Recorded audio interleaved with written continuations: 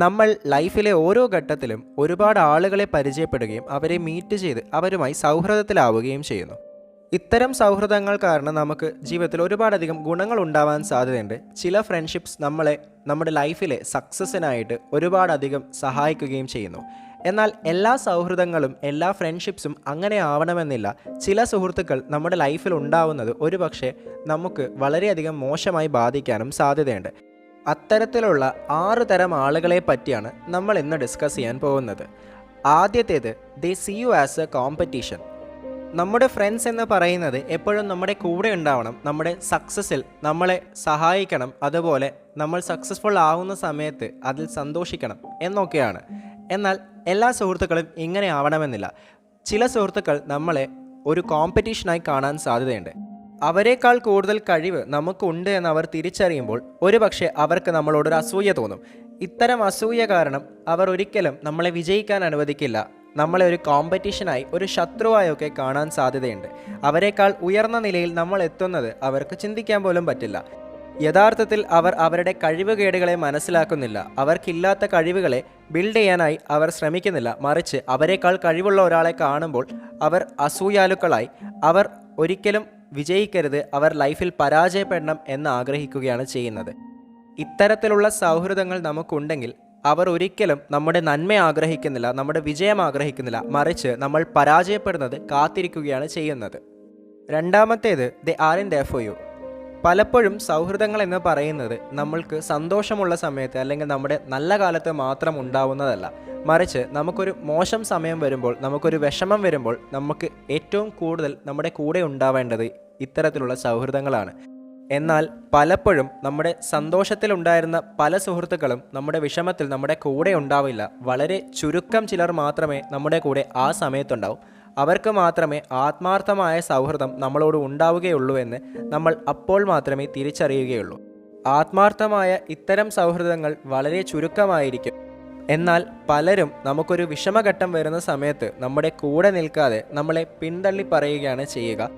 അവർ നമ്മളോട് മുൻപ് കാണിച്ചിരുന്ന സൗഹൃദം അവരുടെ ആവശ്യങ്ങൾക്കുതകുന്ന രീതിയിലുള്ളത് മാത്രമായിരുന്നു. അത് കഴിഞ്ഞപ്പോൾ അവർക്ക് നമ്മുടെ ആവശ്യമില്ലാതെയായി മാറുമ്പോൾ തീർച്ചയായിട്ടും അവർ ആ സൗഹൃദം പിന്നെ കീപ്പ് ചെയ്യാൻ നിൽക്കില്ല. അതുകൊണ്ട് വളരെ ചുരുക്കം പേർ മാത്രമേ നമ്മളോട് ആത്മാർത്ഥമായ സൗഹൃദം കാണിക്കുകയും നമ്മുടെ സങ്കടത്തിലും സന്തോഷത്തിലും നമ്മുടെ കൂടെ ഒരുപോലെ നിൽക്കുകയും ചെയ്യുകയുള്ളൂ. മൂന്നാമത്തേത്, ദേ talk about you behind your back. ചില ആളുകൾ നമ്മളോട് വളരെ നന്നായി പെരുമാറുകയും നമ്മുടെ മുമ്പിൽ അവർ വലിയ അടുപ്പം കാണിച്ച് നല്ല സൗഹൃദം സ്ഥാപിക്കുകയും ചെയ്യുന്നു. എന്നാൽ നമ്മളില്ലാത്ത സമയത്ത് നമ്മുടെ പുറകിൽ നിന്നും അവർ നമ്മളെപ്പറ്റി സംസാരിക്കുന്നത് വളരെ മോശമായും കുറ്റപ്പെടുത്തുന്നത് പോലെയും അപവാദപരമായിട്ടുമൊക്കെ ആയിരിക്കും.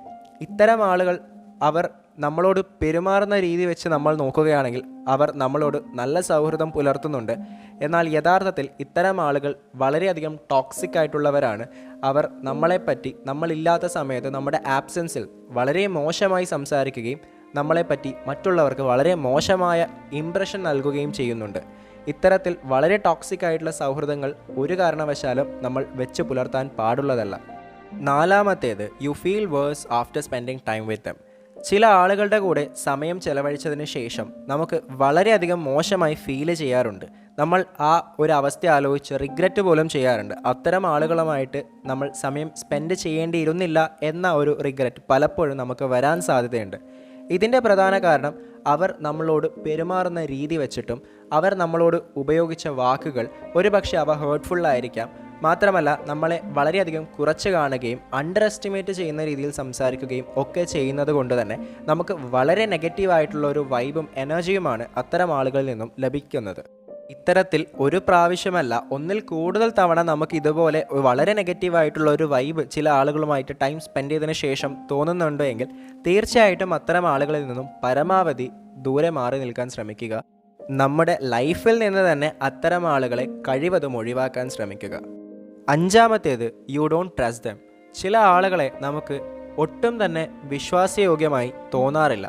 അതിനെ കാരണം അവരോടൊരു കാര്യം പറഞ്ഞു കഴിഞ്ഞാൽ അതിന് വളരെ വിപരീതമായ രീതിയിൽ അവരതിനെ കൺസീവ് ചെയ്യുകയും അല്ലെങ്കിൽ ആ ഒരു രീതിയിലുള്ളൊരു ഇമ്പാക്റ്റ് നമ്മുടെ ലൈഫിൽ തന്നെ ക്രിയേറ്റ് ചെയ്യുകയും ചെയ്യുന്നു. ഇതിൻ്റെ പ്രധാന കാരണം എന്ന് പറയുന്നത് നമ്മൾ അവരെ വിശ്വസിച്ചൊരു കാര്യം പറയുമ്പോൾ അതിനനുസരിക്കുന്ന ഒരു ട്രസ്റ്റ് വർത്തിനെസ് അവർ തിരിച്ച് നമ്മുടെ അടുത്ത് റെസിപ്രോക്കേറ്റ് ചെയ്യുന്നില്ല എന്നതാണ്. അതുകൊണ്ട് തന്നെ ഇത്തരം ആളുകളെ ലൈഫിൽ പിന്നീട് ഒരിക്കലും ട്രസ്റ്റ് ചെയ്യാൻ നമുക്ക് തോന്നില്ല. അവരോട് ഒരു കാര്യം പോലും ഷെയർ ചെയ്യാനും നമുക്ക് തോന്നില്ല. കാരണം അതിന് വളരെ നെഗറ്റീവായിട്ടുള്ള ഒരു ഇമ്പാക്റ്റ് ആയിരിക്കും അവർ നമ്മുടെ ലൈഫിൽ ക്രിയേറ്റ് ചെയ്യുക. അതിന് വളരെ മോശമായ കോൺസിക്വൻസസ് നമ്മൾ തന്നെ ഫേസ് ചെയ്യേണ്ടി വരും എന്ന ഒരു ബോധ്യം നമുക്കുണ്ടാവും. അതുകൊണ്ട് നമുക്ക് ട്രസ്റ്റ് വർത്തി അല്ലാത്ത ആളുകളുമായിട്ടുള്ള സൗഹൃദങ്ങൾ കഴിവതും ഒഴിവാക്കുക. ആറാമത്തേത്, they want you to change. ചില ആളുകൾക്ക് നമ്മുടെ ലൈഫിൽ വളരെയധികം ഇമ്പാക്റ്റ് ഉണ്ടാക്കാൻ സാധിക്കുന്നു. അതുകൊണ്ട് തന്നെ നമ്മുടെ യഥാർത്ഥ ക്യാരക്ടറിനെ പോലും മാറ്റാനായി അവർ ശ്രമിക്കുന്നു. അവർക്ക് ഇഷ്ടമുള്ള രീതിയിൽ, അവർക്ക് സ്യൂട്ടബിളായ രീതിയിൽ നമ്മളെ മാറ്റിയെടുക്കാനായി അവർ നമ്മളെ ഫോഴ്സ് ചെയ്യുന്നു, കമ്പൽ ചെയ്യുന്നു. പലപ്പോഴും നമ്മുടെ യഥാർത്ഥ ഐഡൻറ്റിറ്റിയെ പോലും ചോദ്യം ചെയ്യുന്ന രീതിയിലുള്ള ഇത്തരം മാറ്റങ്ങൾ ചെയ്യാൻ വേണ്ടി നമ്മളെ അവർ പ്രോത്സാഹിപ്പിക്കുന്നത് വളരെ ടോക്സിക് ആയിട്ടുള്ള ഒരു കാര്യമാണ്. സൗഹൃദം എന്ന് പറയുന്നത് തന്നെ രണ്ട് വ്യക്തികൾ തമ്മിലുള്ള ഒരു ബന്ധത്തെയാണ് കാണിക്കുന്നത്. അവിടെ രണ്ട് വ്യക്തികളും അവരുടേതായിട്ടുള്ള വ്യത്യസ്തതകളും സിമിലാരിറ്റീസും ഡിഫറൻസും ഒക്കെ ഉള്ളവരായിരിക്കും. അതിനെ പരസ്പരം റെസ്പെക്റ്റ് ചെയ്യുകയും ആ സെൽഫ് റെസ്പെക്റ്റ്, മ്യൂച്വൽ റെസ്പെക്റ്റ് അതിനകത്ത് കൊണ്ടുവരാൻ ശ്രമിക്കുകയും ചെയ്താൽ മാത്രമേ നല്ല സൗഹൃദങ്ങൾ ഉണ്ടാവുകയുള്ളൂ. അല്ലാതെ മറ്റൊരാൾക്ക് വേണ്ടി നമ്മൾ മാറുകയോ അല്ലെങ്കിൽ നമുക്ക് വേണ്ടി മറ്റൊരാളെ മാറ്റുകയോ ചെയ്യുന്നത് ഒരിക്കലും ഹെൽത്തി ആയിട്ടുള്ള ഒരു ഫ്രണ്ട്ഷിപ്പിനോ റിലേഷൻഷിപ്പിനോ ഉതകുന്ന ഒരു ക്വാളിറ്റി അല്ല. അതുകൊണ്ട് തന്നെ നമ്മളുടെ സ്വഭാവത്തെയോ നമ്മുടെ ക്യാരക്ടറിനെയോ ഐഡൻറ്റിറ്റിയോ ഒക്കെ കുറ്റം പറയുകയും അത് മാറ്റാനായി നമ്മളെ വല്ലാതെ കമ്പൽ ചെയ്യുകയും ഫോഴ്സ് ചെയ്യുകയും ചെയ്യുന്ന സൗഹൃദങ്ങൾ നമുക്കുണ്ടെങ്കിൽ തീർച്ചയായിട്ടും അത്തരം സൗഹൃദങ്ങളിൽ നിന്നും കഴിവതും മാറി നിൽക്കാൻ ശ്രമിക്കുക. കാരണം സൗഹൃദങ്ങൾ എന്ന് പറയുന്നത് നമ്മുടെ ജീവിതത്തിൽ വളരെയധികം ഇമ്പോർട്ടൻ്റ് ആയിട്ടുള്ളൊരു കാര്യമാണ്. നമ്മൾ എത്തരത്തിലുള്ള ആളുകളുമായിട്ടാണ് ഇടപഴകുന്നത് എന്നത് നമ്മുടെ വിജയത്തിലേക്കുള്ള യാത്രയെ സൂചിപ്പിക്കുന്നു എന്ന് പറയും. അതുകൊണ്ട് തന്നെ നമ്മുടെ സൗഹൃദങ്ങളെ വളരെയധികം സൂക്ഷിച്ചു വേണം നമ്മൾ തിരഞ്ഞെടുക്കാനും അവയെ പരിപോഷിപ്പിക്കാനും. നമ്മളെ വളരെയധികം മോശമായി ബാധിക്കാൻ സാധ്യതയുള്ള സൗഹൃദങ്ങളെ മുളയിലെ തന്നെ നുള്ളിക്കളയുന്നതാണ് നമ്മുടെ വിജയത്തിനും നമ്മുടെ മനസ്സമാധാനത്തിനും നല്ലത്. അതുകൊണ്ട് സൗഹൃദങ്ങൾ തിരഞ്ഞെടുക്കുന്ന സമയത്ത് ഈ പറഞ്ഞ കാര്യങ്ങളെല്ലാം തന്നെ മനസ്സിൽ വെച്ചുകൊണ്ട് ചെയ്യുന്നതാണ് നല്ലത്.